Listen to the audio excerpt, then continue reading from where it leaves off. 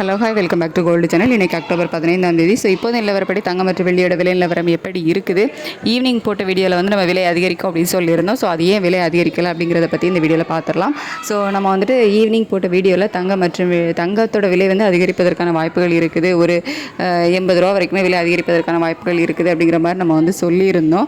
ஆனால் அப்படிப்பட்ட அனௌன்ஸ்மெண்ட் எதுவும் வரல. ரேட்டு வந்து மாற்றம் ஏதும் இல்லாமல் காலையில் என்ன ரேட் ஃபிக்ஸ் பண்ணாங்களோ, அதாவது 22 கேரட் ஆபரண தங்கம் 1 கிராம் 11,860 ரூபாய்க்கும், வெள்ளி 1 கிராம் 207 ரூபாய்க்கும் தான் விற்பனை ஆகிட்டு வருது. ஸோ ஏன் ரேட்டு அதிகமாகலை அப்படின்னு பார்த்தீங்கன்னா, அதுக்கப்புறம் தங்கத்தோட விலை வந்து சர்வதேச அளவில் ட்ராப் ஆக ஆரம்பிச்சிடுச்சு. அதாவது 80 ரூபா விலை ஏற்றம் இருந்துச்சுல்ல, ஸோ அது வந்து அப்படியே விலை குறைய ஆரம்பிச்சிது. பட் அவங்க விலை குறைஞ்சதை வந்து அனௌன்ஸ் பண்ணலை. நம்ம இந்திய ரூபாயோட மதிப்பு வந்து நல்லாவே ஸ்ட்ரென்தன் ஆகிருக்குது. US டாலருக்கு நிற்கிறான இந்திய ரூபாயோட மதிப்பு பார்த்திங்க அப்படின்னா 88.06 பைசா இந்த ரேஞ்சில் வந்து இருந்துகிட்டு இருக்குது. காலையில் ரேட்டு ஃபிக்ஸ் ஆகும்போது 88.75 பைசா கிட்ட வந்து இருந்துச்சு. ஸோ கிட்டத்தட்ட நமக்கு பார்த்திங்க அப்படின்னா ஒரு 70 பைசா கிட்டேயே நமக்கு ஸ்ட்ரென்த்தன் ஆகிருக்குது அப்படின்னு சொல்லலாம். ஸோ இந்திய ரூபாயோட சப்போர்ட் வந்து நமக்கு நல்லாவே இருக்குது. அதே சமயத்தில் சர்வதேச அளவுலையும் தங்கத்தோட விலையில் ஒரு ட்ராப் வந்து போயிருக்குது. ஸோ இப்போதைய நிலவரப்படி பார்க்கும்போது தங்கத்தோட விலை வந்து குறைவதற்கான வாய்ப்புகள் தான் இருக்குது. ஆனால் நம்ம வந்து கன்ஃபார்மாக சொல்லவே முடியாது. ஏன்னா மதியத்துக்கு மேலே அப்படி தான் நல்ல ஒரு ஏற்றம் வந்து போச்சுது. அதுக்கப்புறம் பார்த்திங்க அப்படின்னா அப்படியே அது வந்து இறங்க ஆரம்பிச்சிடுது.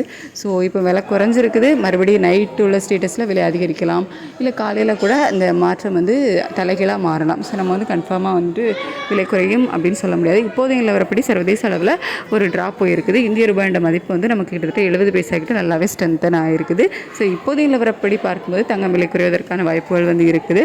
இதை வந்து அவங்க ஈவினிங் அனௌன்ஸ் பண்ணியிருந்தாங்க அப்படின்னா ஒரு 50 ரூபா வரைக்குமே விலை குறைஞ்சதாக அனௌன்ஸ் பண்ணியிருக்கலாம். பட் அவங்க அந்த மாதிரி எதுவுமே வந்து பண்ணலை. ஸோ நாளை காலையில் தான் மாற்றங்கள் இருக்கும். ஸோ அதுக்கு வந்து நமக்கு நிறைய டைம் இருக்குது.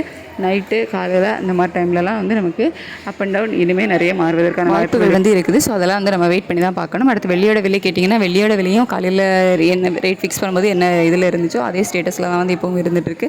ஸோ வெள்ளியோட விலையில் பெருசாக மாற்றம் இல்லை, ஒரு சின்ன ஏற்றம் வந்து இருக்குது.